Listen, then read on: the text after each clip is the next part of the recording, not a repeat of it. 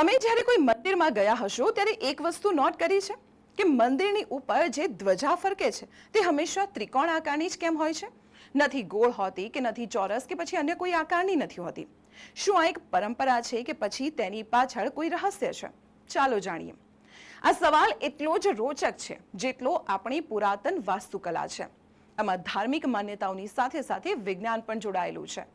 વિજ્ઞાન અનુસાર ત્રિકોણ એ ઉપર ઉઠતી ઉર્જાનું પ્રતીક છે, એટલે કે નીકળનારી ઉર્જા સતત ઉપર તરફ પ્રવાહિત થાય છે. મંદિરનું શિખર પણ આ સિદ્ધાંત પર બનેલું છે. જ્યારે ત્રિકોણાકાર ધ્વજા હવામાં લહેરાય છે ત્યારે તેની છોડનો જે અણીદાર ભાગ હોય છે તે વાતાવરણમાં રહેલા સકારાત્મક તરંગોને મંદિરની ઉપર કેન્દ્રિત કરે છે અને પછી તે સકારાત્મકતા સમગ્ર મંદિર પરિસરમાં ફેલાય છે. જો ધાર્મિક માન્યતાની વાત કરીએ તો ત્રિકોણ 3 શક્તિઓનું પ્રતિનિધિત્વ કરે છે, એટલે કે બ્રહ્મા, વિષ્ણુ અને મહેશ.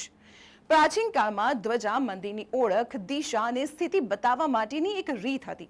એટલે કે જો ધ્વજા લહેરાય છે તો મંદિર ખુલ્લું છે અને ધ્વજા નથી તો કોઈ કારણસર મંદિર બંધ છે તેવો મેસેજ લોકોમાં જતો. વધુ એક વૈજ્ઞાનિક કારણની જો વાત કરીએ તો ત્રિકોણ હવાને સરળતાથી કાપે છે, માટે જ ભારે પવન વચ્ચે પણ ધ્વજા ફાટતી નથી. તો આવી જ મહત્વપૂર્ણ ઇન્ફોર્મેશન માટે જોડાયેલા રહો સંદેશ ડિજિટલ સાથે.